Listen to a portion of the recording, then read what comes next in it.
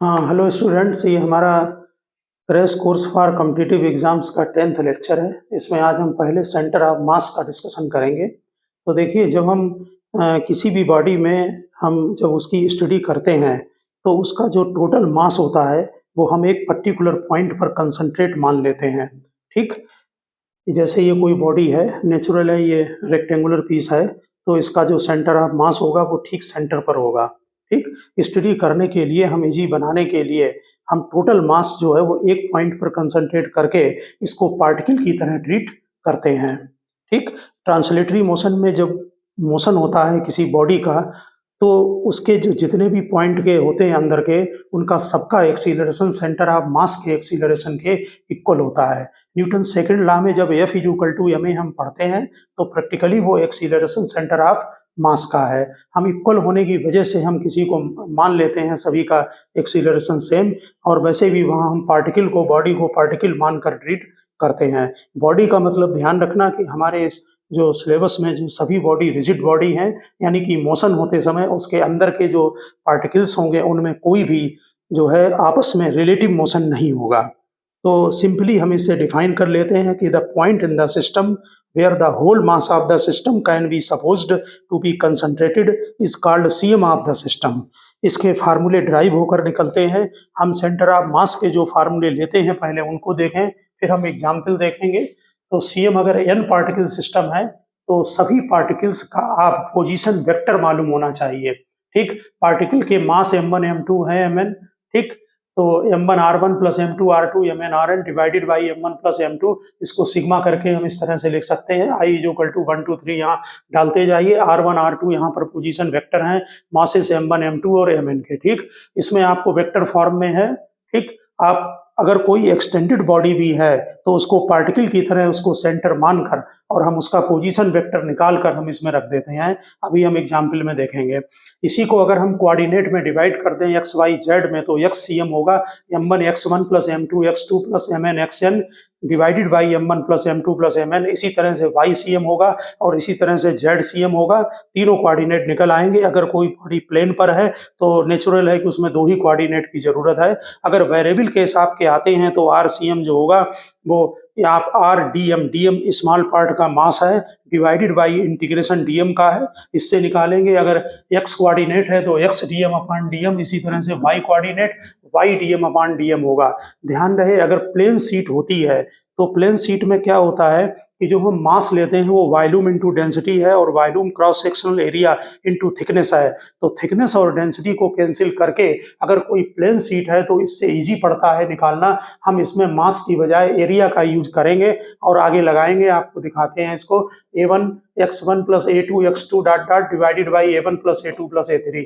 इसी तरह से अगर कोई बॉडी 3D में है, स्फीयर है, उसमें अगर सिमेट्रिकल बॉडी है और डेंसिटी सेम है तो इनमें वॉल्यूम का भी यूज किया जा सकता है। v1 x1 plus v2 x2 divided by v1 plus v2 plus v3। ठीक, प्रैक्टिकली तो अभी एग्जाम्पल में आप देखेंगे। सीएम जो दो पार्टिकल का है वो सबसे सिंपल केस है, नेचुरल है। उसमें आपने जो वेक्टर का फार्मूला लगाया है उसमें m1 r1 plus m2 r2 divided by m1 plus m2 होगा। अगर हम पोजीशन वेक्टर जो इसका सीएम का होता है अगर हम उसको ओरिजिन पर ले लें तो नेचुरल है कि m1 r1 plus m2 r2 zero हो जाएगा, या m1 r1 is equal to minus m2 r2 आ जाएगा। ये यहाँ पर m1 है, ये m2 है, इसका पोजीशन वेक्टर r1 है, ये r2 है। विद साइन यहाँ पर वैल्यू पुटअप करें तो आ जाएगा। सीएम यहाँ ओरिजिन पर है। वैसे अगर हम स्ट्रेट लाइन में लेते हैं या एलॉन्ग हमने एक्स एक्सिस रख लिया है दो मासेस को, ये मास m1 है, ये मास m2 है और इसका सीएम है, तो इसकी डिस्टेंस अगर d1 है और इसकी डिस्टेंस d2 है तो सीधे m1 d1 is equal to m2 d2 लगाएं और इससे आपकी पोजीशन वेक्टर या मतलब पोजीशन निकल आएगी। वेक्टर तो नहीं है, यहाँ पर आपका पॉइंट निकल आएगा कि कितनी डिस्टेंस पर है सीएम। d1 और d2 का कैलकुलेशन यहाँ पर पॉसिबल हो जाएगा। हाँ, जरा यहाँ पर एक क्वेश्चन आप ध्यान से देखें। ये 80 केजी का मास है, ये 60 केजी का मास है, और इसमें बीच की जो डिस्टेंस है वो 6 मीटर हमने ली है। ठीक, इसका अगर आपको सीएम निकालना है तो सबसे सिंपल केस है, इसमें आप सीधे m1 मास को लें और इसकी डिस्टेंस हमने सीएम की यहाँ से ले ली है d, तो 60 केजी से डिस्टेंस होगी 6 माइनस डी, तो यहाँ पर 80 का d में मल्टीप्लाई करें और सीधे इक्वल टू करें 60 में मल्टीप्लाई करें 6 माइनस d का, तो d 2.5 आ गया और वहाँ आंसर में देख लेना 80 kg से 2.5 है। ठीक, इसी तरह से हमने ये 4 पार्टिकल लिए हैं। ये पार्टिकल का फार्मूला यहाँ पर लगेगा m1x1 प्लस m2x2 कोऑर्डिनेट वाला। अगर वेक्टर दिया है तो वेक्टर का लगाएं। देखिए ये 4 मास हैं, small m, twice m, thrice m और 4m।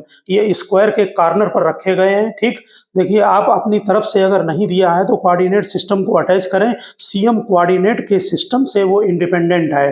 यहाँ पर देखें, यहाँ हमने इस पॉइंट पर ओरिजिन अटैच किया, इसको एक्स एक्सिस लिया, इसको वाई एक्सिस लिया है। सबसे पहला काम है कि सिस्टम में कोऑर्डिनेट को लगाएं जहाँ जहाँ पर मास हैं। तो ये मास ओरिजिन पर हो गया, ये 0 0 हो गया, इसकी साइड ए है तो ये a, 0 हो गया, ये वाला a, a हो गया और ये 0, a हो गया। अब आपको सभी कोऑर्डिनेट मिल गए। अब यहाँ पर ध्यान दें, फार्मूला लगाएं एक्स सी एम का, m1x1 प्लस m2x2। ये मास m है, इसका x कोऑर्डिनेट 0 है, ये मास ट्वाइस m है, इसका x कोऑर्डिनेट a है, ये मास थ्राइस m है, इसका x कोऑर्डिनेट a है, ये मास 4m है, x कोऑर्डिनेट 0 है। इनको आपस में मल्टीप्लाई करें, डिवाइडेड बाई टोटल मास, ये a/2 आ जाएगा। इसी तरह से YCM निकालेंगे, उसमें m1y1 प्लस m2y2 रखेंगे। सेकंड क्वेश्चन में हमने वेक्टर फॉर्म में दिखा दिया है, m1 दिया है, इसकी position vector i plus 2j minus k है। दूसरा मास 4 kg है, इसका position vector i minus 2j plus k है। तो सीधे फार्मूला लगाएं m1r1 plus m2r2 divided by m1 plus m2। ठीक, तो वेक्टर फॉर्म में ऐसे लगाएं, कोऑर्डिनेट दिया हो तो इस तरह से लगाएं। अगर मान लीजिए आपको इस तरह से कोई सिस्टम दे दिया जाए जिसमें बहुत सारे ऑब्जेक्ट हो, जैसे हमने 2 ऑब्जेक्ट लिए हैं, ये एक स्क्वायर सीट है और ये ट्रायंगुलर सीट है, सीट यानी लैमिना। इसका साइड ए है, सभी साइड इक्वल लिए हैं ए पर इजी बनाने के लिए। और ऐसे में अगर आपको इसका सीएम निकालना है तो पहला काम तो यह है कि आप कोऑर्डिनेट सिस्टम को अटैच करें, ऑरिजिन अटैच करें और इस पूरे सीट का जो सेंटर ऑफ मास है उसको सेंटर पर कर लें। ठीक, उसको हमने यहाँ पर C1 ले लिया इसका सेंटर, और जो ट्रायंगल है उसका भी निकाल के दिखाते हैं, इसका हमने C2 पर ले लिया है सेंटर ऑफ मास। ओके, अब यहाँ पर क्या करें, ऑरिजिन अटैच करें। आप इस बात के लिए चूज हैं कि कहीं पर x कोऑर्डिनेट लगाएं, कहीं भी चॉइस के लिए फ्री हैं, कहीं भी y कोऑर्डिनेट लगाएं। ठीक, आंसर को देखकर वर्क करना पड़ेगा ऑब्जेक्टिव में। यहाँ हमने इस पॉइंट पर ऑरिजिन लगाया, ये हमने x एक्सिस मान लिया और इसको हमने y एक्सिस मान लिया। अब पहला काम ये है, अभी हमारा जो स्क्वायर सीट है वो पार्टिकल में चेंज हो गई, जो कि C1 पर है, और ये जो ट्रायंगुलर सीट है इसका पार्टिकल C2 पर है, यानी टोटल को हमने पार्टिकल में चेंज कर दिया। ठीक, अब यहाँ पर चेक करें, अब a1x1 प्लस a2x2 लगाएंगे क्योंकि ये प्लेन सीट है। ठीक, इसका एरिया क्या होगा, ए स्क्वायर होगा, ये ट्रायंगल है, इसका एरिया का फार्मूला आपको मालूम होगा, √3/4 a स्क्वायर होता है। कोऑर्डिनेट ले, कोऑर्डिनेट इसका x कोऑर्डिनेट, इसमें हमने ये दोनों जो सेंटर ऑफ मास होंगे सिस्टम के, ये दोनों x एक्सिस पर होंगे, इसलिए y कोऑर्डिनेट की जरूरत नहीं है।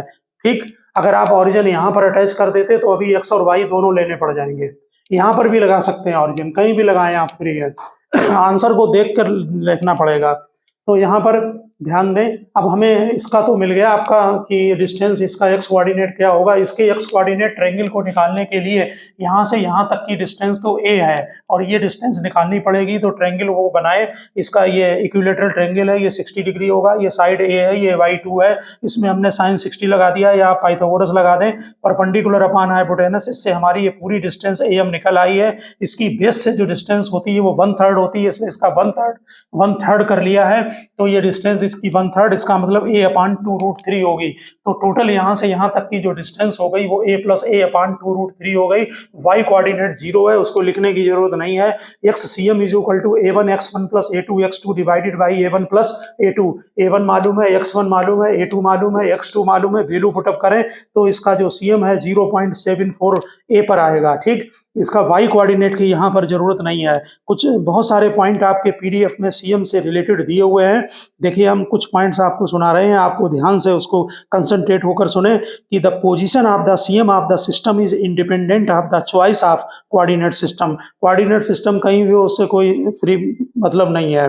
फिर है position of the CM depends on the, किस पर डिपेंड करती है पोजीशन CM की, shape, size of the body and distribution कैसा है मास का। Hence it may be within or without the material of the body, यानी किसी मटेरियल के अंदर भी हो सकता है और मटेरियल के बाहर भी, जरूरी नहीं वहां पर मटेरियल हो। जैसे ये रिंग है, इसका जो सेंटर ऑफ मास है वो बीच में होगा, यहाँ पर कोई मास नहीं होगा। ठीक, बहुत कॉमन क्वेश्चन है, आपने 11th में किया होगा इसको। CM changes the position only under the translatory motion. अगर ट्रांसलेटरी मोशन होगा तो सीएम की पोजीशन चेंज होगी। अगर आप किसी डिस्क को एक ही जगह पर रोटेट कराएं तो वहां पर उसका सीएम चेंज नहीं होगा। जब तक वो आगे नहीं जाएगा, ट्रांसलेटरी मोशन नहीं होगा, तब तक सीएम चेंज नहीं होगा। ठीक, there is no effect of rotatory motion on the CM of the body.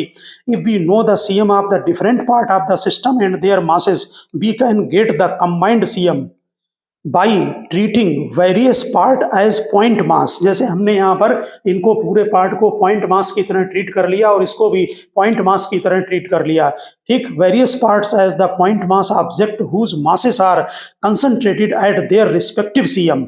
यानी कि स्क्वायर सीट का मास अपने सीएम पर कंसंट्रेट है और इस ट्रेंगुलर सीट का अपने सीएम पर कंसंट्रेट है, और पार्टिकल मानकर उसको आप ट्रीट कर लें। ठीक, motion of the total mass of the system is described under the effect of external force only. देखिए, सीएम के जो मोशन है वो केवल एक्सटर्नल फोर्स से डिसाइड होगा, इंटरनल फोर्स आपस में कैंसिल हो जाते हैं। ठीक, जैसे किसी कंटेनर के अंदर गैस फिलअप है तो उसके अंदर के पार्टिकल तो मोशन करते ही रहते हैं, लेकिन ओवरऑल जो मोशन होगा, अगर हम एक्सटर्नल फोर्स किसी उसमें लगाएंगे कंटेनर पर, तब उसका सीएम शिफ्ट होगा।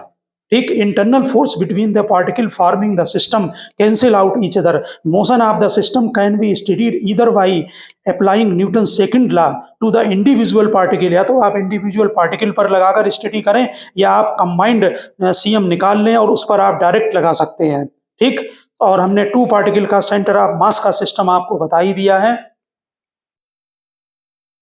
हाँ, नेक्स्ट आप यहाँ पर देखें। देखिए, अगर किसी सिस्टम से किसी मास को रिमूव कर दिया जाए, यानी कि मास को कट कर दिया जाए, तो जो सीएम रेस्ट बचेगा मटेरियल, उसका जो सीएम होगा उसका ये फार्मूला है। अभी हम प्रैक्टिकल यूज करना सिखाते हैं। m1x1 minus m2x2 divided by m1 minus m2। अगर प्लेन सीट है तो फिर a1x1 minus a2x2 divided by a1 minus a2। Seat uniformly distributed होनी चाहिए। ओके, अगर 3D में बॉडी है तो वॉल्यूम का भी यूज कर सकते हैं। v1x1 minus v2x2 divided by v1 minus v2 भी वॉल्यूम होगा। डेंसिटी यूनिफॉर्म होनी चाहिए। ठीक, क्योंकि मास में लिखेंगे ना वॉल्यूम इनटू डेंसिटी, तो डेंसिटी न्यूमरेटर डिनोमिनेटर से कट होनी चाहिए। अब इसका एग्जाम्पल देखें। हमने एग्जाम्पल एरिया से निकाले हैं, हम ऐसे ही ओरल मास से बता दे रहे हैं। अगर मास से आपको सीखना है तो फिर प्लेलिस्ट के उसमें जाइए, वहाँ हमने मास से भी करा रखे हैं। एरिया से आसान पड़ेगा। देखिए, जैसे ये कोई डिस्क है, इसकी रेडियस कैपिटल आर है, इसमें से ये रेड कलर हमने दिखा रखा है, ये कट करके डिस्क बाहर कर दी, इसका रेडियस r/2 है। बहुत 11th का कॉमन क्वेश्चन है, तो देखें इसमें वैल्यू डालें। इस टोटल हमने यहाँ पर सेंटर पर ओरिजिन अटैच किया है, इसको x एक्सिस लिया, इसको y एक्सिस लिया है। नेचुरल है a1x1 a2x2 इनकी आपको रिक्वायरमेंट होगी। a1 क्या है? टोटल का एरिया पाई r स्क्वायर। इसका x1 कोऑर्डिनेट यहाँ 0 है, y1 की यहाँ जरूरत नहीं है। ठीक है ना, क्योंकि जो सीएम शिफ्ट होगा, नेचुरल है कि इस पूरे का सीएम अपने सेंटर पर होगा डिस्क का, और ये कट कर देंगे तो इसके पीछे चला आएगा। तो a1x1 हो गया माइनस a2, एरिया जो डिस्क आपने कट करके बाहर की है उसका एरिया, पाई, इसका रेडियस r/2 है तो r/2 का होल स्क्वायर इंटू इसका कोऑर्डिनेट, यहाँ सेंटर यहाँ पर ये होगा, जो डिस्क आपने कट की है इसका कोऑर्डिनेट यहाँ से यहाँ तक की डिस्टेंस r/2 है, तो कोऑर्डिनेट r/2 होगा, नीचे सीधे a1 माइनस a2। ठीक, ये आपका माइनस r/6 आ जाएगा। ये बहुत ही कॉमन है, इसको अगर हो सके तो आप ध्यान रखना कि डिस्क में से अगर इसको टच करते हुए निकाल दो तो पीछे शिफ्ट हो जाता है। माइनस r/6 आगे रोटेशन में भी काम आएगा। एक एग्जाम्पल और हमने डिस्क का ही ले लिया है, ये प्लेन सीट है इसलिए एरिया ले लिया है। ध्यान रखें, अगर हम मास का यूज करेंगे इस फार्मूले का, तो यूनिटरी मेथड से ये टोटल का मास कैपिटल M, तो इसका मास निकालना पड़ेगा एरिया को डिवाइड करके। पहले मास पर यूनिट एरिया निकालें और फिर इसका इसमें एरिया मल्टीप्लाई करें तो मास इसका निकल आएगा m/4। फिर वैल्यू पुटअप कर दें। देखिए, ये एक डिस्क है, इसकी रेडियस r ली है, सेंटर से r/2 पर r/6 की डिस्क को हमने कट करके बाहर कर दिया है। यानी कि जो कट किया है इस डिस्क की रेडियस r/6 है, ये दी हुई है यहाँ पर, चेक करें। टोटल का एरिया पाई r स्क्वायर, हमने सेंटर पर इसका ओरिजिन ले लिया है, एक्स वाई अटैच कर दिया, इसका x कोऑर्डिनेट यहाँ 0 है, माइनस लगाएं, पाई इसका रेडियस r/6 है तो पाई r/6 का होल स्क्वायर, और इसका कोऑर्डिनेट लें, इसका यहाँ से यहाँ कोऑर्डिनेट r/2 है तो यहाँ r/2 डालें, अपान a1 माइनस a2, तो ये आपका आ गया माइनस r/70 पर। ठीक इसी तरह से ये हमने 3D का भी एक दिखा दिया, ये एक हेमीस्फीयर है। 3D के सीएम कहाँ पर होते हैं अभी जस्ट हम नोट कराते हैं, इसके बाद हमने उसमें इनका यूज किया है। तो ये हेमीस्फीयर है, इसमें से ये कोन दिखा रखा है, ये रेड कलर का, इसको कट करके बाहर कर दिया, scooped out, cone scooped out from the, हम इसकी लैंग्वेज पढ़ के आपको सुना रहे हैं क्वेश्चन की। ये from the base of hemisphere, from the base of hemisphere A right cone of height r/2 and same base has been scooped out, find the cm of the remaining part। ये कोन cut करके बाहर कर दिया, same base पर है। देखिए हमने volume से यूज किया, अगर मास से यूज करें तो फिर यूनिटरी मेथड से पहले कोन का मास निकालना पड़ेगा। हेमीस्फीयर का मास अगर m है तो कोन का मास निकालें और उसके बाद तब उसको निकालना। अगर कोन का मास यहाँ पर आप निकालते हैं तो m/4 आएगा, ठीक, यूनिटरी मेथड से, यानी कि मास पर यूनिट वॉल्यूम और इसका वॉल्यूम मल्टीप्लाई करें। देखें b1/1 minus b2/2 divided by b1 minus b2, volume पर लिया है, वॉल्यूम हेमीस्फीयर का 2/3 पाई r क्यूब और इसका y कोऑर्डिनेट, ठीक। तो हेमीस्फीयर का जो सीएम होता है वो अपने बेस से 3r/8 पर होता है, वो अभी हम नोट कराते हैं, ठीक। फिलहाल आप इसको देख लें। इसके बाद b2 कोन का वॉल्यूम, कोन का वॉल्यूम 1/3 पाई r स्क्वायर h होता है, हाइट की जगह r/2 डालें तो ये पाई r क्यूब अपॉन 6 आ गया है। इसका जो कोन का जो सीएम होता है सेंटर से ऊपर वो h/4 पर होता है, यहाँ हाइट जो है वो r/2 है इतनी, तो r/8 पर है। अब सिंपल आप वैल्यू डालना है, b1/1 minus b2/2 divided by b1 minus b2, तो ये 11r/4 पर कोऑर्डिनेट पर जो है वो y पर, यानी यहाँ पर ऊपर शिफ्ट हो जाएगा, क्योंकि इतना पोर्शन आपने कट कर दिया है तो नेचुरल है कि सीएम ऊपर शिफ्ट होगा। ये 11r/24 पर आ रहा है, ठीक है। तो यहाँ पर जो है थोड़ा ऊपर शिफ्ट हो जाएगा, क्योंकि r/2 से तो आपने कट कर दिया है, 0.5 r से ये ज्यादा आ रहा है। अब आप जरा सॉलिड वाले फार्मूले भी चेक कर लें। हाँ, अब आप जरा वेरिएबल मास सिस्टम में जो है वो सीएम के फार्मूले देख लें, और इनका सीएम आपको अच्छी तरह से लर्न एग्जाम के लिए करना है। ये रॉड का आप सभी लोग जानते हैं कि अपने सेंटर पर होगा। बाकी जो जनरल सीट होती हैं, जैसे ये ट्रेंगुलर सीट है तो इसका तो नेचुरल है कि सीएम अपने सेंटर पर होगा। जैसे डिस्क है टोटल तो अपने सेंटर पर होगा, स्फीयर का अपने सेंटर पर होगा, हॉलो स्फीयर का सेंटर पर होगा, ठीक। तो ये यूनिफॉर्म सेमी सर्कुलर वायर है, यानी हाफ वायर, डायग्राम एक जैसे हैं, थोड़ा ठीक से ध्यान रखना। सेमी सर्कुलर वायर, इसका जो है वो यहाँ पर सेमी सर्कुलर वायर का ये सेंटर है, इसकी डिस्टेंस जो सीएम की है ये O से C तक की डिस्टेंस, ये हमने y कोऑर्डिनेट लिया, ये x है, नेचुरल है कि इसका सीएम y कोऑर्डिनेट पर ही होगा, ठीक। तो इसकी जो लेंथ सेंटर से है O से C तक की वो 2r/पाई पर है, ठीक। इसी तरह से सेमी सर्कुलर प्लेट, ये डिस्क का पार्ट है, हाफ सेमी सर्कुलर डिस्क है या प्लेट है, इसका जो नीचे पॉइंट O है और वाई एक्सिस ये है, इसकी जो डिस्टेंस होगी बेस से लगाकर सेंटर ऑफ मास तक की वो 4r/3 पाई है, ओके। ये हेमी स्फेरिकल शेल है, शेल्स का मतलब समझ गए होंगे। इसका जो सेंटर ऑफ मास की डिस्टेंस है नीचे बेस से, बेस के सेंटर से वो r/2 पर है। इसी तरह से अगर आप हेमी सॉलिड स्फीयर है, वो हेमी स्फेरिकल सेल है, ये सॉलिड स्फीयर है जिसका कि अभी हमने न्यूमेरिकल में यूज किया है, इसकी जो हाइट होगी सेंटर ऑफ मास की बेस से वो 3r/8 पर है, ओके। इसी तरह से सॉलिड कोन की हाइट जो है वो h/4 पर है, इसको अभी हमने यूज किया, इन दोनों का था यहाँ पर। तो O से C तक की जो हाइट होगी वो आपकी h/4 होगी, जबकि टोटल हाइट h है, सीएम की हाइट बेस के सेंटर से। अगर हॉलो कोन है तो इसकी जो सेंटर ऑफ मास की हाइट होगी बेस के सेंटर से, यानी O से C तक की डिस्टेंस वो h/3 है। ये फार्मूले डायरेक्ट कॉम्पिटिटिव एग्जाम में पूछ लिए जाते हैं, इसलिए आपको लर्न होने चाहिए। हाँ देखिए, सेंटर ऑफ मास में जो है उस शिफ्टिंग के क्वेश्चन बहुत इंपॉर्टेंट होते हैं, ये बहुत अच्छा मेथड है। देखिए, अगर किसी सिस्टम के अंदर पार्टिकल्स हैं बहुत सारे और उसमें इंटरनल फोर्स की वजह से शिफ्टिंग हो रही है लेकिन एक्सटर्नल फोर्स जीरो है, तो वो इससे फार्मूले से डायरेक्ट रिजल्ट आ जाता है, shifting in the CM of individual particle due to internal forces. m1 एक पार्टिकल लीजिए, उसकी शिफ्टिंग लीजिए Δx1 प्लस m2 और उसकी शिफ्टिंग मल्टीप्लाई करिए और इनका सम मिलाकर जीरो होगा। लेकिन ये ध्यान रखना पड़ेगा कि Δx1 और Δx2 are shifting individual particle की विद रिस्पेक्ट टू अर्थ है, ठीक है, यानी अर्थ के रिस्पेक्टिव है, क्योंकि आप अर्थ पर जब खड़े हैं तभी उस पर एक्सटर्नल फोर्स सिस्टम पर जीरो है मिलाकर। देखिए, अब इसका सीधे एग्जाम्पल से समझने की कोशिश करें। ये एक रिवर है, उसका ये कॉर्नर है, बैंक है, इसमें ही हमने एक फ्लैट बोट बनाई है, ठीक। ये फ्लैट बोट 40 केजी मास की है। यहाँ कोई बॉय खड़ा हुआ है 10 केजी मास का कॉर्नर पर, और इसकी ये बॉय की डिस्टेंस अभी बैंक से, रिवर के कॉर्नर से 20 मीटर पर है, ठीक। ये पोजीशन गिवन है।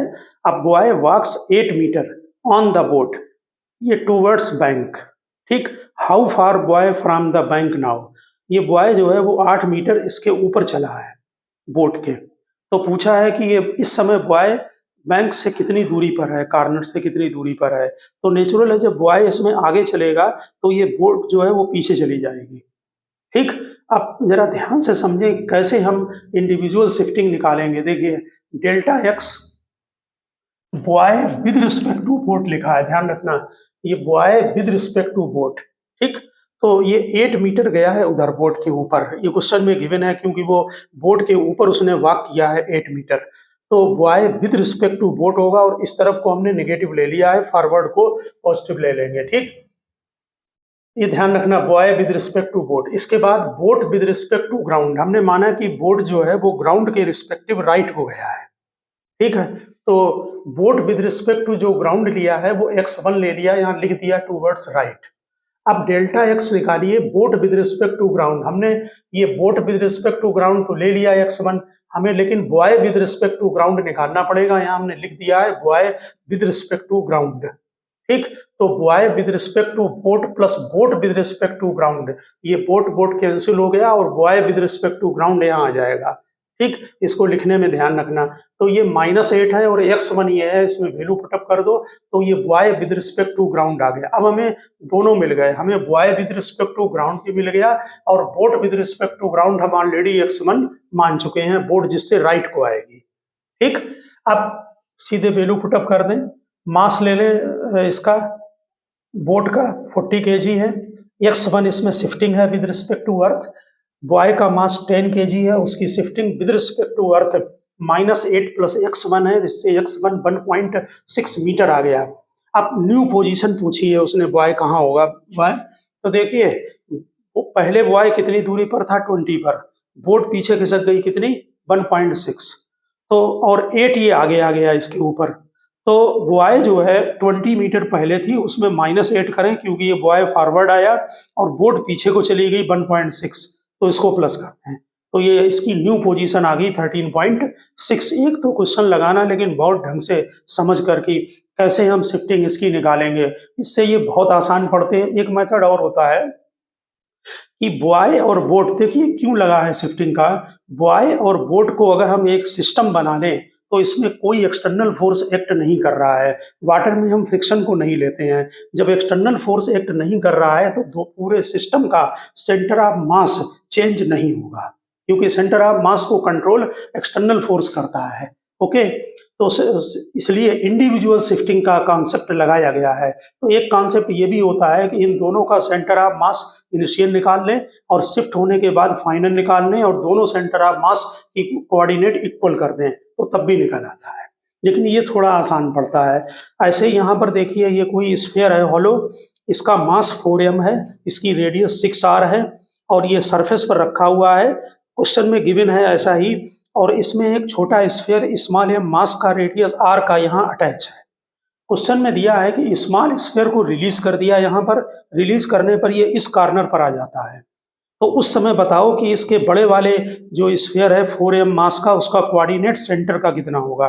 पहले कोऑर्डिनेट l है, क्वेश्चन में गिवन है small sphere released, find coordinate of the cm of the large sphere when smaller sphere reach the other extreme position. अब देखिए कैसे शिफ्टिंग निकालेंगे, तो डेल्टा x, ये कैपिटल हमने बड़े वाले का मास लिया है, छोटा स्मॉल m ले लिया छोटे वाले का, तो delta x mass with respect to earth बड़े वाले का, ये दिया है shifting of larger mass with respect to earth, x1 ली है राइट को, क्योंकि ये छोटा वाला स्फीयर जब इधर जाएगा तो ये इधर शिफ्ट होगा। टेबल पे ऐसे रखा है, समझ लो यहाँ पर अटैच है एक तरफ और फिर इधर चला गया, तो ये बड़ा वाला स्फीयर इधर को शिफ्ट हो गया।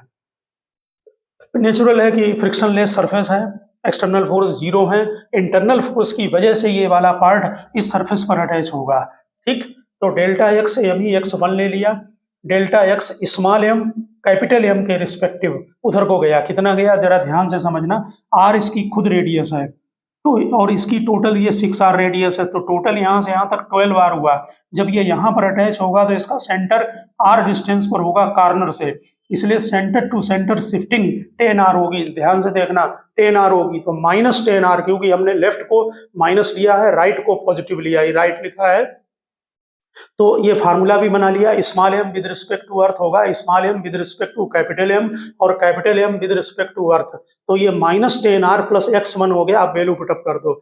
बड़े वाले पार्टिकल की मास 4m है, उसमें शिफ्टिंग x1 है, बड़ा वाला जो स्फीयर है, दूसरा स्फीयर का मास कैपिटल एम है, इसमें शिफ्टिंग ये निकाल लिया आपने, और इससे x1 2r आ गया। पुराना कोऑर्डिनेट l था, अब ये बड़ा वाला स्फीयर राइट को शिफ्ट हो गया x1 यानी 2r, तो उसका जो नया कोऑर्डिनेट आया वो l + 2r आ गया। समझ गए होंगे आप कि शिफ्टिंग का मेथड बहुत आसान मेथड है। हाँ देखिए, इसी तरह से जो आपका पोजीशन वेक्टर का फार्मूला था RCM का, उसको अगर एक बार आप डिफरेंशिएट कर दें तो वेलोसिटी के CM का फार्मूला बन जाएगा m1v1 + m2v2 divided by m1 + m2। इसको एक बार और डिफरेंशिएट करें तो एक्सीलरेशन का फार्मूला बन जाएगा m1a1 + m2a2 divided by m1 + m2। Strictly अगर आप न्यूमेरिकल में ये ध्यान रखेंगे कि ये वेक्टर फॉर्म है तो मिस्टेक नहीं होगी, और जब 1D में लगाएं तो प्लस और माइनस का ध्यान रखें अपोजिट होने पर। ठीक, देखिए जो एक्सटर्नल जो CM का मोशन है उसको एक्सटर्नल फोर्स ही कंट्रोल करता है, इसीलिए हम इसको लिखते हैं न्यूटन सेकंड लॉ को। ये एक्सटेंडेड फॉर्म कहलाती है। F एक्सटर्नल वेक्टर लगा है, m dv/cm/dt दोनों पर वेक्टर लगाएं। अगर किसी पार्टिकल पर या बॉडी पर x डायरेक्शन में एक्सटर्नल फोर्स लग रहा है तो उसका एक्सीलरेशन x में चेंज होगा, अगर y में लग रहा है तो y में चेंज होगा, इसी तरह से z में चेंज होगा। ठीक इसी तरह से ये बात ध्यान रखें कि जैसे आप अगर किसी पार्टिकल को, जैसे दिवाली में क्रैकर होते हैं, उनको आप अगर ऊपर फेंकते हैं तो हाईएस्ट पॉइंट पर जाकर अगर ये 2 पार्ट में ब्रेक हुआ, एक इधर लेफ्ट को गया तो दूसरा राइट को जाएगा, उसका जो सेंटर ऑफ मास होता है वो हमेशा, जैसे ध्यान दें, जैसे ये आपने कोई पार्टिकल ऊपर प्रोजेक्ट किया और अगर मान लीजिए ये ब्रेक नहीं हो तो ग्रेविटी में ये इसी पाथ पर आएगा। अब जो एक्सटर्नल फोर्स लग रहा है वो इसके सेंटर ऑफ मास पर लगेगा, जो कि वर्टिकल डाउनवर्ड डायरेक्शन में है। ध्यान देना, अगर ये हाईएस्ट पॉइंट पर 2 पार्टिकल में ब्रेक हुआ, एक इधर गया और एक इधर गया, तो ऐसे में क्या होगा कि इन दोनों का सेंटर ऑफ मास इसी लाइन के ऊपर होगा, और हमेशा जब ये दोनों पार्टिकल ऐसे जाएंगे तो उसका जो CM होगा वो पुराने वाले पाथ को फॉलो करेगा। यानी कि जो एक्सटर्नल फोर्स होता है, अगर कोई पार्टिकल या सिस्टम जा रहा है और वो बीच में ब्रेक हो गया, तो आप समझ लें कि जो एक्सटर्नल फोर्स है उसको जो पहले CM फॉलो करता था वही उन दोनों पार्टिकल्स का CM फॉलो करेगा। 2 हो या मोर देन 2 हो, उनसे कोई फर्क नहीं पड़ता है। ठीक है, इसीलिए फ्रेगमेंट में ये फार्मूला इंडिविजुअल लगता है। देखिए, जैसे आपने किसी प्रोजेक्टाइल को यहाँ प्रोजेक्ट कर दिया, ध्यान दें, इसी से आप बात समझ में आ जाएगी। 100 मीटर पर सेकंड से 37 डिग्री के एंगल पर एक पार्टिकल को प्रोजेक्ट कर दिया। इसका जो रेंज है वो यहाँ पर हमने निकाली है, u² sin 2θy 2g से ये 960 मीटर आ रही है। अगर ये पार्टिकल ब्रेक ना हो तो O से ये जाकर OA-B पाथ पर और B पर ये स्ट्राइक करेगा। ओके, ये दिया हुआ है क्वेश्चन के अंदर कि अपने हाईएस्ट पॉइंट पर ये 2 पार्ट में ब्रेक हो गया। At highest point it breaks into 2 parts of masses 1:3। 1:3 का मतलब है अगर पार्टिकल का मास स्मॉल m है तो एक का मास m/4 होगा, दूसरे का 3m/4 होगा। Smaller part comes to rest, ये रेस्ट में आ गया, इसका मतलब ये यहीं गिर जाएगा। Find the distance where the heavier mass strikes, कि बड़ा वाला मास कहाँ गिरेगा। नेचुरल है, जब ये यहाँ गिरेगा तो आगे वाला मास आगे जाकर यहाँ पर कहीं स्ट्राइक करेगा। देखिए, हमने अभी आपको बताया कि अगर ये ब्रेक ना हुआ होता तो एक्सटर्नल फोर्स की वजह से CM का पाथ ये है, जो प्रोजेक्टाइल है पैराबोलिक है। अगर ये पार्टिकल ब्रेक होकर, अगर ये 2 पार्टिकल में ब्रेक हो गया तो अगर एक पार्टिकल यहाँ पर है दूसरा यहाँ पर है तो इन दोनों का CM इसी के ऊपर होगा। जब ये अर्थ पर स्ट्राइक करेंगे तो जो पार्टिकल रेस्ट में आ गया वो तो यहाँ गिरेगा और दूसरा पार्टिकल यहाँ गिरा, इन दोनों का CM यहाँ पर होगा जहाँ ये ब्रेक ना हुआ होता तो जिस पॉइंट पर ये गिरता, यानी रेंज के बराबर। ये हमको कॉन्सेप्ट जो है ये क्वेश्चन लगाने में फिर इसे आसान कर देगा। एक पार्टिकल का मास m/4 है, उसका सीएम यहाँ से 480 हो गया। दूसरे पार्टिकल का मास का सीएम यहाँ निकालना है और दोनों का सीएम यहाँ पर होगा, यानी कि डिस्टेंस इसकी निकालनी है। तो x सीएम लगा दें, m1 x1 plus m2 x2 divided by m1 plus m2, data check करें। दोनों पार्टिकल को मिलाकर उसका x सीएम 960 पर है। पहला पार्टिकल m/4 वो वहीं पर गिर गया हाईएस्ट पॉइंट के नीचे, तो 480 होगा। दूसरा पार्टिकल 3m/4, इसकी पोजीशन निकालनी है, ओरिजिन से कहाँ पर है, टोटल मास m है, तो ये x2 आ गया 1120। इसको आप कॉन्सेप्ट को समझें और कहीं पर भी इस टाइप का कॉन्सेप्ट आता है तो उसको लगाएं। ये एक पुली है, पुली में दोनों तरफ ये मास अटैच है, m1 है, मास m2 है। हमने m1 को हैवी माना है, ये नीचे आ रहा है और m2 ऊपर आ रहा है। आप इन दोनों को सॉल्व करके एक्सीलरेशन को निकाल सकते हैं। इनमें दोनों के सीएम का एक्सीलरेशन पूछा है, find the acceleration of the CM. ठीक, तो देखिए इसको आपको ध्यान होगा, न्यूटन्स लॉ में आपने लगाया है, ये नीचे आ रहा है तो इक्वेशन होगी m1g minus T is equal to m1a, और ये ऊपर जा रहा है तो इसकी इक्वेशन होगी t minus m2g is equal to m2a। दोनों को आप प्लस कर दें तो t कैंसिल आ जाएगा, एक्सीलरेशन का फार्मूला बन गया, ये मैग्नीट्यूड एक्सीलरेशन का आ गया, जिससे कि m1 अपवर्ड डाउनवर्ड जा रहा है और m2 अपवर्ड जा रहा है। ठीक, अब एक डायरेक्शन को पॉजिटिव ले लें, दूसरे को किसी को नेगेटिव ले लें। तो हमने अप को नेगेटिव ले लिया, डाउन को पॉजिटिव ले लिया, कोई फर्क उससे नहीं पड़ेगा। यहाँ पर जो है जो आप फार्मूला लगा दें, ए सी एम का जो वहाँ लिखा है m1a1 plus m2a2 divided by m1 plus m2, vector नहीं लगाया क्योंकि बंडी है, लेकिन डायरेक्शन का ध्यान रखें। तो m1 का मास हमने डाउनवर्ड लिया, इसको पॉजिटिव ले लिया है, और m2 का मास हमने जो लिया उसका एक्सीलरेशन अपवर्ड है, उसको नेगेटिव ले लिया है। तो m1a1 plus m2a2 divided by m1 plus m2, इसमें से a को कॉमन ले लें और ये वाली वैल्यू उठाकर पुटअप कर दें, तो ये ध्यान से देखें, ये m1 माइनस m2 अपान m1 प्लस m2 का होल स्क्वायर हो गया और into g हो गया। किसी को भी पॉजिटिव नेगेटिव ले लें, उससे कोई फर्क जो है यहाँ पर सिस्टम पे नहीं पड़ता है। ठीक है ना, यहाँ पर आने का मतलब है कि ACM जो इनका सेंटर ऑफ मास है वो आपने डाउनवर्ड को पॉजिटिव लिया है, इसलिए जो CM है वो डाउनवर्ड मूव कर रहा है, और वैसे भी डाउनवर्ड वाले को आपने हैवी लिया है। हाँ, अब यहाँ पर जरा एक दो वेरिएबल केस को और चेक कर लें। जैसे ये कोई रॉड है, इसकी लेंथ L है, इसमें जो मास है पर यूनिट लेंथ वो directly proportional to x change हो रहा है। वेरिएबल कुछ भी दे सकते हैं आप, इंटीग्रेशन की प्रैक्टिस करें।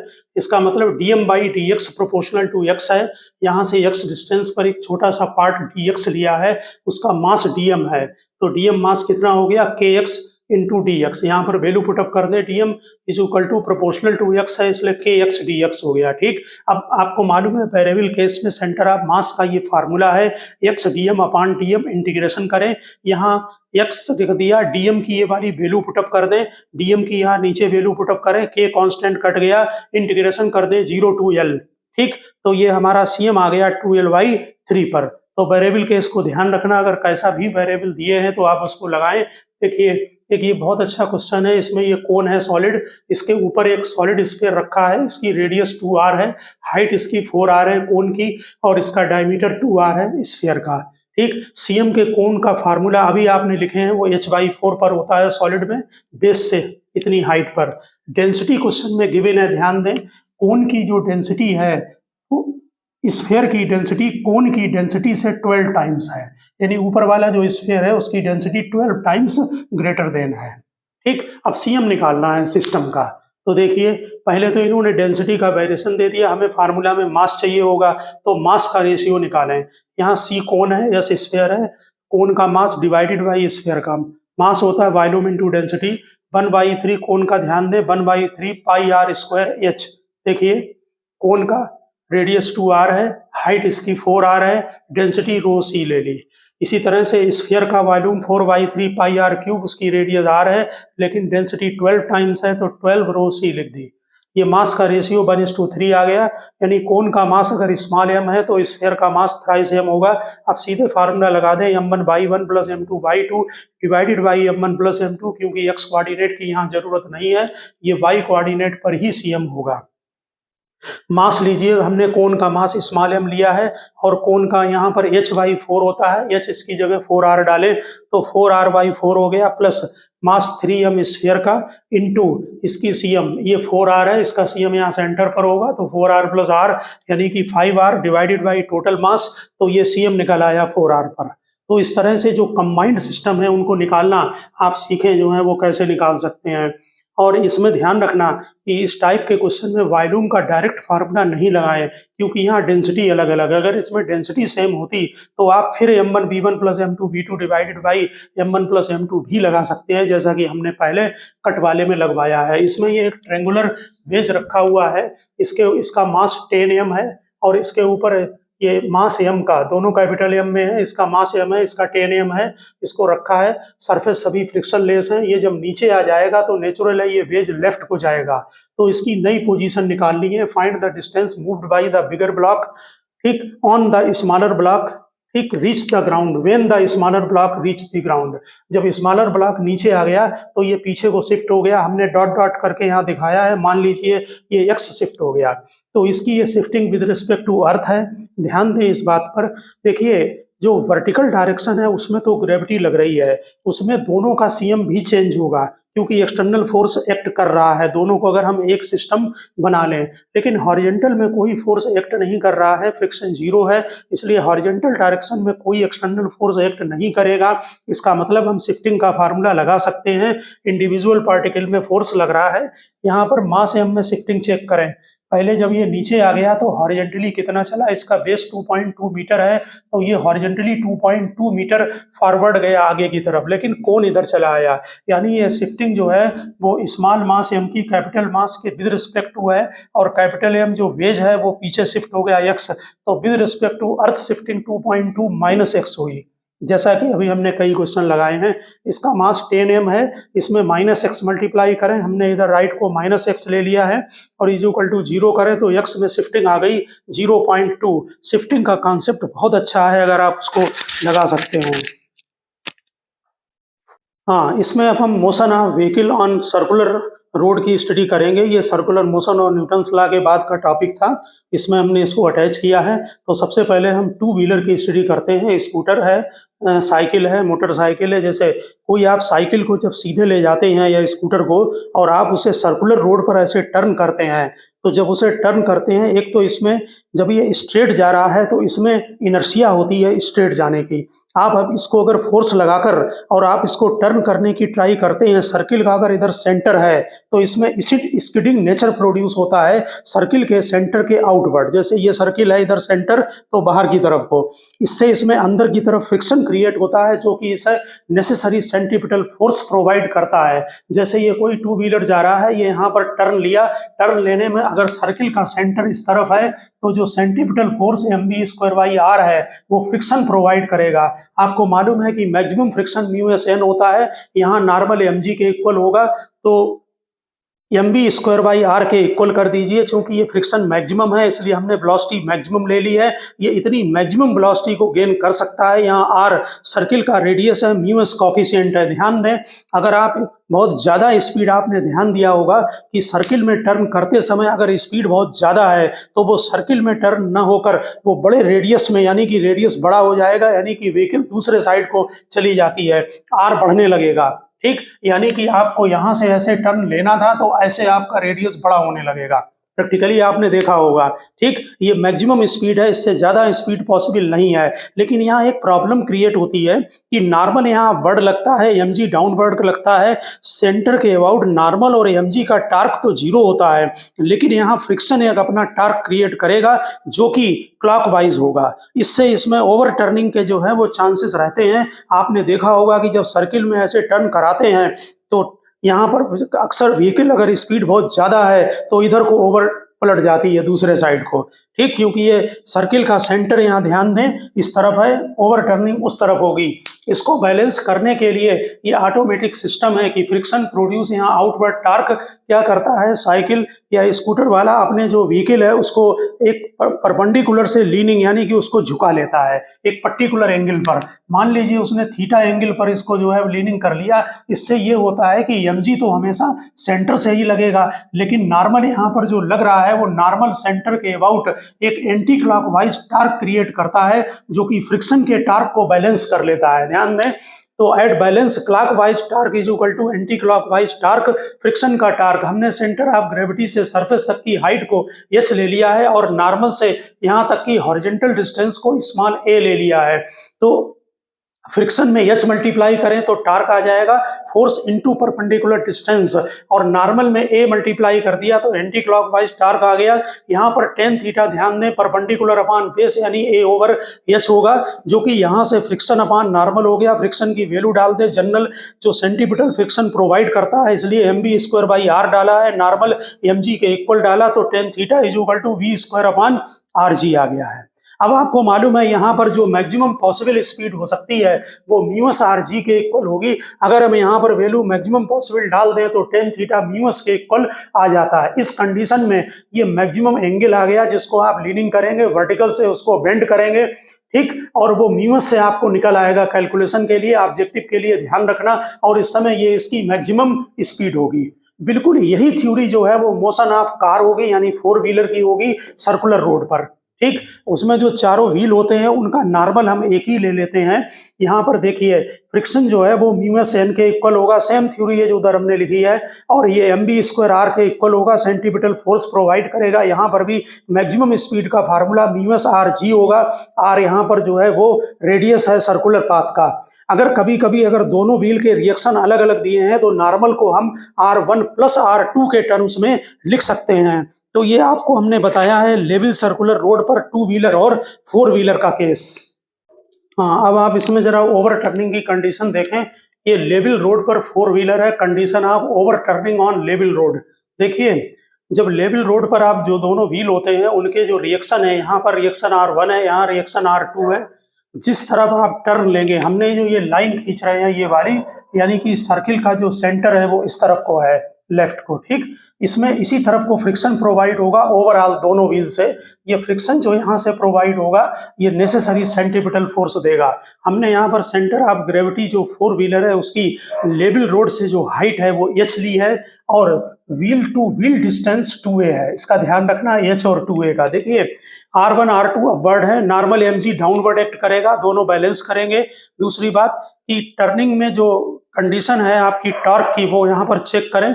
R2 का टार्क सेंटर ऑफ ग्रेविटी के अबाउट एंटी क्लॉकवाइज लगेगा, R1 का क्लॉकवाइज होगा, फ्रिक्शन का क्लॉकवाइज होगा, ठीक। तो क्लॉकवाइज टार्क बैलेंस कंडीशन में इक्वल करिए एंटी क्लॉकवाइज टार्क, CG के अबाउट लीजिए। देखिए FR का torque FR into perpendicular distance h plus clockwise में R1 इंटू यहाँ से यहाँ तक सेंटर ऑफ ग्रेविटी की R1 से डिस्टेंस, ये टोटल 2a है तो a होगी, और R2 का टार्क एंटी क्लॉकवाइज है वो R2 इंटू a होगा। फ्रिक्शन सेंट्रीपिटल फोर्स देगा इसलिए friction mv square by r के इक्वल होगा। इन अगर हम तीनों इक्वेशन को सॉल्व करते हैं तो आपका R1 और R2 की ये वैल्यू आती है। बस यहाँ पर आप ध्यान दें, पहली बात अगर स्पीड 0 होगी, ठीक, नो मोशन, उस समय R1 mg/2 और R2 mg/2 में डिवाइड हो गए हाफ हाफ, ठीक। यहाँ पर ध्यान दें जैसे जैसे हम वेलोसिटी को इंक्रीज करेंगे स्पीड को, तो यहाँ पर माइनस है यहाँ प्लस है, R1 डिक्रीज होगा, ठीक, और R2 इंक्रीज होगा। एट ए पर्टिकुलर स्पीड पर R1 0 हो जाएगा, बस वही ओवर टर्निंग की कंडीशन होगी। दूसरा इसमें एक ऑब्जेक्टिव ध्यान रखना, जब कोई 4 व्हीलर ऐसे सर्किल में मूव करता है तो जिधर सर्किल का सेंटर है, इसे इनर व्हील बोलते हैं, इनर व्हील के साइड का जो रिएक्शन है वो डिक्रीज होता है यानी कम होता है, और इधर वाला ज्यादा होता है, ये ध्यान रखना, ठीक। और एक पर्टिकुलर स्पीड पर जब R1 0 हो जाएगा तो यहाँ से ये ऊपर उठने लगेगा, यानी कि अगर कोई 4 व्हीलर ऐसे टर्न ले रहा है तो इधर वाला व्हील ऊपर उठेगा और ऐसे ओवर टर्निंग होगी, ऐसे आ रहा है तो ऐसे ओवर टर्निंग होगी दूसरे साइड को। जिधर सर्किल का सेंटर है उसके दूसरी साइड को। तो यहाँ पर R1 डिक्रीजेज होगा, एक पर्टिकुलर स्पीड पर R1 रेड्यूसेस टू 0, इसे 0 कर दें तो यहाँ पर स्पीड निकल आई √GRA/H। फार्मूला लर्न रखना है, 2 पॉइंट केवल, R1 कम होता है R2 से और वेलोसिटी, ठीक। ये वेलोसिटी जो है इससे अगर ज्यादा वेलोसिटी होगी तो ओवर टर्निंग होगी। यहाँ A और H ध्यान रखना, H CG की हाइट है और centre wheel two wheel distance जो है वो 2A है, उसका हाफ है यहाँ पर, ठीक। तो नो ओवर टर्निंग के लिए जो स्पीड है वो √GRA/H से जो है वो कम होनी चाहिए। तो ये कंडीशन आपकी ओवर टर्निंग की कंडीशन है 4 व्हीलर ऑन लेवल।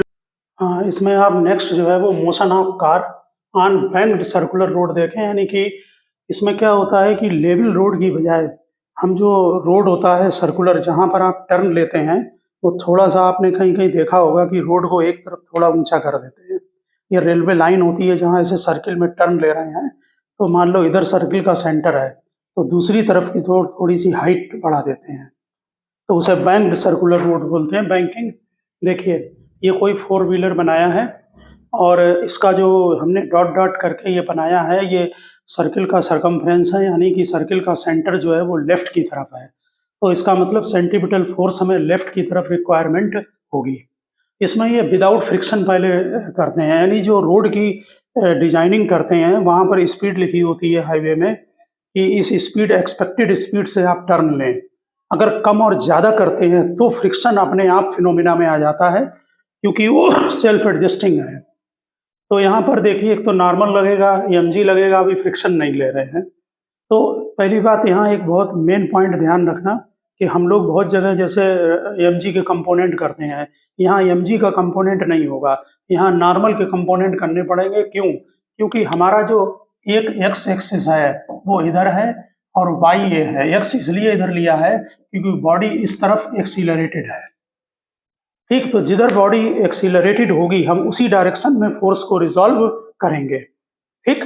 और एक्सीलरेशन आपको मालूम सर्कुलर में v²/r होता है या r⍵² है।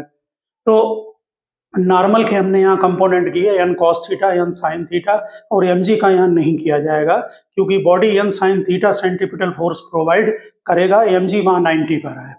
तो n sin theta centripetal force दे रहा है यानी कि mv²/r और n cos थीटा mg को बैलेंस करेगा, दोनों को डिवाइड कर दें तो tan थीटा v²/rg आ गया, v √rg tan थीटा आ गया। इस एक्सपेक्टेड स्पीड के लिए रोड डिजाइनिंग होती है। यहाँ r जो रेडियस है और थीटा बैंकिंग का एंगल है, g आपको मालूम है 9.8 या 10 है।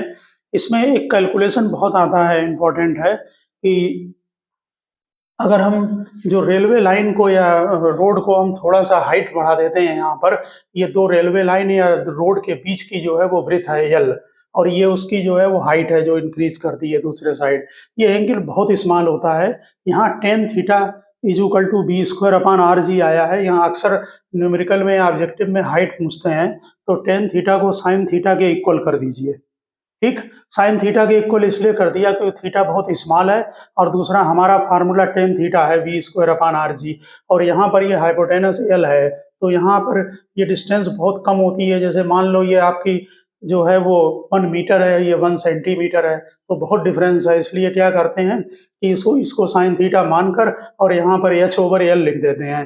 h/L को v²/rg के इक्वल करिए और इससे h का कैलकुलेशन या v का जो भी दिया हो। जैसे हमने यहाँ पर एक क्वेश्चन नोट किया है, ये ट्रेन राउंड से curve of radius 150 metre with speed 20 metre per second, radius दी है, स्पीड दी है, calculate the angle of banking and elevation of the outer rail. इसका एलिवेशन कितना है आउटर रेल का over the inner rail. If the distance between the rail is 1 metre, distance जो rail की दी है, रोड की दी है, वो ऊपर हाइपोटेनस होगा, ठीक है। तो tan थीटा v²/rg निकालें, उससे पहले हमने एंगल निकाल दिया, 15 डिग्री के नियर अबाउट आ रहा है। फिर इसे h/L के इक्वल करें और इससे h कैलकुलेट कर लें, ठीक है। अब जो यहाँ पर ध्यान से समझें कि ये जो हमने डिजाइनिंग की है आपने विदाउट फ्रिक्शन, इसमें क्या होता है कि अगर मान लीजिए स्पीड आपने ज़्यादा कम की तो फ्रिक्शन ऑटोमेटिक फिनोमिना में आ जाएगा। अगर स्पीड बहुत कम होगी तो इसमें स्लिप डाउनवर्ड यानी डाउनवर्ड स्लिपिंग की टेंडेंसी होती है, तो फ्रिक्शन अपवर्ड लगता है।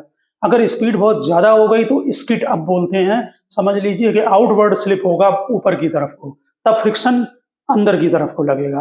तो यानी कि इसमें दो जैसे एक स्पीड आपने मान लीजिए कोई कैलकुलेशन किया, इसकी स्पीड आ गई 15 मीटर पर सेकंड। फिर उसमें पूछते हैं कि मैक्सिमम कितनी हो सकती है, मिनिमम कितनी हो सकती है। तो जब मैक्सिमम होगी तो ये स्पीड अप होगा, यानी बढ़ाते जाइए तो बाहर को टेंडेंसी होगी स्पीड होने की, तब फ्रिक्शन डाउनवर्ड लगेगा। और बहुत स्लो कर देंगे तो हालांकि प्रैक्टिकल नहीं होता है लेकिन स्लिप डाउनवर्ड हो जाएगा, तो फ्रिक्शन किधर लगेगा, अपवर्ड लगेगा। ठीक है, तो हम बोल रहे हैं, जरा सुनने की आप कोशिश करें। Roads are banked for average expected speed of the vehicle. Expected speed ये है, इससे आएगी जो root R g tan theta से। If speed more than or less than, ठीक, the self adjusting static friction जो है वो operate between the tyre and the road and vehicle does not slip or skid. If the car is moving at a speed higher than the desired speed, it tends to slip outward. At the turn, friction force acts inward and provides the additional centripetal force. If this car is moving at a speed lower than the desired speed, it tends to slip inward at the turn and friction force act outward, ठीक, and reduces the centripetal force। तो यहाँ पर हमने एक case लिया है कि banking of road taking friction into account, case 1 skid up, यानी कि फ्रिक्शन डाउनवर्ड एक्ट करेगा। अब यहाँ पर ध्यान से देखें कि यहाँ पर हमने आपको बताया ये डॉट डॉट ये सर्किल का सरकमफ्रेंस है, सेंटर सर्किल का इधर होगा, इस तरफ कंपोनेंट करें नॉर्मल के और फ्रिक्शन के भी। तो देखिए नॉर्मल का कंपोनेंट जो वर्टिकल होगा एन कॉस थीटा, वो एम जी को बैलेंस करेगा, प्लस फ्रिक्शन का downward component F R sine theta. इसी तरह से एन साइन थीटा और फ्रिक्शन का ये horizontal component F R cos theta, ये मिलकर सेंट्रीपिटल फोर्स प्रोवाइड करेंगे, जो कि हमने M B square by R लिखा है। और तीसरा, मैक्सिमम अगर फ्रिक्शन होगा, पॉसिबल मैक्सिमम फ्रिक्शन जो है वो म्यू एस एन के इक्वल होगा। आप अगर इन तीनों को सॉल्व करते हैं तो जो वेलोसिटी की इक्वेशन बनती है मैक्सिमम वेलोसिटी की, वो ये इक्वेशन आपकी आती है। जो आपने ये तीनों इक्वेशन लिखी हैं, अगर आप तीनों इक्वेशन को साइमल्टेनियसली सॉल्व करें तो फिर मैक्सिमम स्पीड का ये फार्मूला बनता है, root R G, R radius है, टेन थीटा प्लस म्यू और 1 माइनस म्यू टेन थीटा। यहाँ पर थीटा वही बैंकिंग रोड का एंगल है, म्यू कोफिशिएंट ऑफ फ्रिक्शन है। अगर मान लीजिए आपने स्पीड को जो है वो कम कर दिया तो स्लिप डाउन होगा। स्लिप डाउन के केस में ये जो फार्मूला आपने ऊपर लिखा है, इसमें म्यू की जगह माइनस म्यू कर दीजिए तो मिनिमम स्पीड का फार्मूला निकल आएगा। जैसे मान लीजिए हमने एक एग्जाम्पल लिया है, वेलोसिटी ऑफ व्हीकल जो है विदाउट फ्रिक्शन दी हुई है, ये एक्सपेक्टेड स्पीड होती है कि जो गिवन होती है क्वेश्चन के अंदर कि इस स्पीड से बिना फ्रिक्शन के ये मूव कर सकता है, तो 10 मीटर पर सेकंड, ठीक। म्यू दिया 0.4 और रेडियस दी है जो रोड की वो 20 मीटर है, यानी जिस सर्किल में वो टर्न लेगा। तो फाइंड मैक्सिमम है, मिनिमम एक्सपेक्टेड स्पीड निकालनी है। तो जब भी इस टाइप का क्वेश्चन आए तो आप समझ लेना कि फ्रिक्शन इसमें आ जाएगा फिनोमिना में। तो सबसे पहला काम टेन थीटा निकालें, V square upon R G से, वी दिया, आर दिया, जी आप 10 डाल दें, 1/2 आ जाएगा। मैक्सिमम स्पीड का फार्मूला ये वाला नोट करें, इसमें सभी वैल्यू डालें तो ये 15 मीटर पर सेकंड आ गया। ये अगर किलोमीटर पर आवर में चेंज हमने किया है तो ये 54 किलोमीटर पर आवर आएगा। और अगर स्लिप डाउन पूछा जाए यानी कि मिनिमम स्पीड, तो आप म्यू की जगह माइनस म्यू करके इसमें सभी वैल्यू पुटअप करें। हमने answer direct kilometre per hour में लिखा है तो ये 14.2 किलोमीटर पर आवर आएगा। ध्यान रखना वो स्पीड मैक्सिमम होगी, ये मिनिमम, और जो ये गिवन होती है ये हमेशा बीच में होगी इसके। तो इस तरह से आप डायरेक्ट जो है वो फार्मूला लगाकर इनका जो है वो यूज करना सीखें। हाँ, इसमें हम आगे जरा थोड़ा 1-2 पॉइंट फ्रिक्शन से रिलेटेड डिस्कस करना चाहेंगे रोड पर। देखिए, एक तो आपको मालूम है कि इन जनरल अगर हम किसी बॉडी को अगर हम चलाकर छोड़ दें तो वो फ्रिक्शन बैकवर्ड डायरेक्शन में लगता है। आपको मालूम है कि उसकी स्पीड जो है वो धीरे-धीरे कम हो जाती है, ठीक है ना? लेकिन अगर मान लीजिए जब कभी फ्रिक्शन मोशन का कॉज़ होता है, हमने फ्रिक्शन के टॉपिक में क्वेश्चन भी लगवाए हैं। जैसे आप रोड पर रनिंग कर रहे हैं, तो रनिंग करते समय आप क्या होगा कि अपने पैर को ध्यान देना, अपने पैर से जो है वो जो सरफेस है अर्थ का उसको प्रेस करते हैं बैकवर्ड डायरेक्शन में रनिंग करते समय, बैकवर्ड डायरेक्शन में, उसमें फ्रिक्शन फॉरवर्ड जनरेट होता है, ठीक। तो फ्रिक्शन का डायरेक्शन जब कभी मोशन का कॉज होगा फ्रिक्शन, तो फ्रिक्शन का डायरेक्शन मोशन के डायरेक्शन में होता है। जैसे कोई ट्रक है, अगर मान लीजिए वो एक्सीलरेटेड है और उसके पीछे आप बैठे हैं, कोई ब्लॉक रखा है तो वो उसके साथ साथ एक्सीलरेट हो रहा है। अगर आप अर्थ फ्रेम से खड़े हैं तो वो बोलेंगे कि ब्लॉक को एक्सीलरेट कौन करा रहा है, इसका मतलब फ्रिक्शन करा रहा है, क्योंकि वो फॉरवर्ड डायरेक्शन में एक्सीलरेट हो रहा है। ठीक है ना? और प्रैक्टिकली क्या होता है, फ्रिक्शन जनरेट इसलिए होता है कि किसी एक्सीलरेटेड फ्रेम के ऊपर अगर आप बैठे हुए हैं तो उसमें स्यूडो फोर्स लगती है बैकवर्ड डायरेक्शन को। ठीक है, जैसे ये ब्लॉक है और ये हमारा एक्सीलरेटेड है तो पीछे की तरफ स्यूडो फोर्स लगती है जिसे हम स्यूडो फोर्स बोलते हैं। वो एक्चुअल में वर्चुअल है वैसे तो, लेकिन एक्चुअल में वो फोर्स लगता है। इसी की वजह से उसमें फ्रिक्शन जनरेट होता है। जब कोई ब्लॉक सरफेस पर है और सरफेस एक्सीलरेट हो रहा है तो ये ब्लॉक जो है, इसमें स्यूडो फोर्स जब बैकवर्ड लगेगा तो इसमें टेंडेंसी क्रिएट होगी बैकवर्ड स्लिप होने की। उसको ओवरकम करने के लिए फ्रिक्शन ऑटोमेटिक फॉरवर्ड जनरेट होता है। हम अर्थ फ्रेम से खड़े होकर जब इसका फ्री बॉडी डायग्राम बनाते हैं तो बोलते हैं कि फ्रिक्शन फॉरवर्ड है और F = ma लगा देते हैं। लेकिन अगर हम एक्सीलरेटेड फ्रेम पर बैठ जाएंगे और हम नॉन इनर्शियल फ्रेम पर और हम इस ब्लॉक को देखेंगे तो रेस्ट में दिखाई पड़ता है, तब वो फ्रिक्शन को स्यूडो फोर्स बैलेंस कर रहा है। आप समझ गए होंगे मेरी बात। दूसरी बात ये कि जब कोई जो टू व्हीलर या जो फोर व्हीलर वगैरह हैं या टू व्हीलर हैं, इनको जब आप जो है वो यहाँ पर जो भी आप जो इंजन होता है आपका, वो बैक व्हील ड्राइविंग ये होते हैं। इनमें कि इंजन जो है वो पीछे वाले जो व्हील होते हैं रियर व्हील, उनमें इंजन अटैच होता है। वो क्या करता है कि जो बैक व्हील होता है उसको प्रेस करता है बैकवर्ड डायरेक्शन में, जिससे जो पीछे वाला व्हील होता है उसमें फ्रिक्शन जनरेट होता है फॉरवर्ड डायरेक्शन में। ठीक, लेकिन आगे वाला जो व्हील है उसको ओवरऑल जो बॉडी है या ओवरऑल जो साइकिल है, मोटरसाइकिल है, वो उसको आगे की तरफ प्रेस करती है, उसमें फ्रिक्शन होता है बैकवर्ड डायरेक्शन में। यानी कि जब कोई व्हीकल आप चलाते हैं रोड पर तो उसमें जो पीछे वाला व्हील होता है रियर व्हील, उसमें फ्रिक्शन जो है वो आगे की तरफ जनरेट होता है और जो आगे वाला व्हील है उसमें पीछे की तरफ जनरेट होता है। ये पॉइंट ध्यान रखना। लेकिन ओवरऑल अगर व्हीकल एक्सीलरेट हो रही होगी तो वो नेचुरल है कि जो फॉरवर्ड फ्रिक्शन है वो ज़्यादा होगा, अदरवाइज बॉडी फिर एक्सीलरेट कैसे होगी। ठीक, और यहाँ पर एक पॉइंट और ध्यान रखना, जैसे आप अगर कोई मोटरसाइकिल वगैरह है, अगर आप उसकी स्पीड को इंक्रीज करते हैं और स्पीड को बढ़ाते जाएं, बढ़ाते बढ़ाते, जैसे हमने एक डेरिवेशन अभी कराया है कि जिसमें आप जब टर्न लेते हैं फोर व्हीलर में तो अंदर वाले व्हील का जो नॉर्मल रिएक्शन है वो डिक्रीज होने लगता है। वैसे ही मोटरसाइकिल और टू व्हीलर में अगर बहुत ज़्यादा आप स्पीड को बढ़ाते हैं तो जो आगे वाला व्हील होता है उसका नॉर्मल रिएक्शन डिक्रीज होने लगता है। उसका एक डेरिवेशन होता है। नॉर्मल रिएक्शन डिक्रीज होते होते एक सिचुएशन ऐसी आती है कि normal reaction tends to zero हो जाता है। अगर बहुत ज़्यादा स्पीड अगर किसी व्हीकल की फॉरवर्ड को होगी तो आगे वाला व्हील का रिएक्शन जब जीरो होगा तो यहाँ से ये ऊपर उठने लगेगा। ठीक, तो ये पॉइंट थोड़ा सा ध्यान रखना। तो इसमें ओके स्टूडेंट, हमने यहाँ पर आपको वर्क एनर्जी के चैप्टर में थोड़ा सर्कुलर मोशन से रिलेटेड और फ्रिक्शन से रिलेटेड ये छूट गया था, इसको बता दिया है आपको। हमने बता दिया पहले ही कि पीडीएफ पढ़े हुए हैं, उनके कम से कम आप एग्जाम्पल को जरूर देखें। अगर आप थ्योरी यहाँ से कवर करते हैं और कभी किसी थ्योरी में अगर डाउट लगता है तो पीडीएफ में जाएं और पीडीएफ में उसका डिटेल है। वहाँ पर जो सब्जेक्टेड जो आपके हैं टॉपिक, उनके जो पीडीएफ पढ़े हुए हैं उनमें डिटेल में डेरिवेशन है। और एटलीस्ट आप कॉम्पिटिटिव एग्जाम के लिए जो पीडीएफ के अंदर जो फाइल में वहाँ पर जो प्लेलिस्ट है, प्लेलिस्ट में अंदर जो है वो दिए हुए हैं आपको कि कॉम्पिटिटिव एग्जाम्स के लिए न्यूमेरिकल या 11th के लिए न्यूमेरिकल, कम से कम वो आप जरूर देख लें जिससे कि आपकी थोड़ी प्रैक्टिस हो जाए। अगर पीडीएफ के जो कॉम्पिटिटिव लेवल का जो क्रैश कोर्स डाला है उसके पीडीएफ के अगर ऑब्जेक्टिव देख लें तो और भी अच्छा रहेगा। तो ओके स्टूडेंट, मिलते हैं नेक्स्ट लेक्चर में।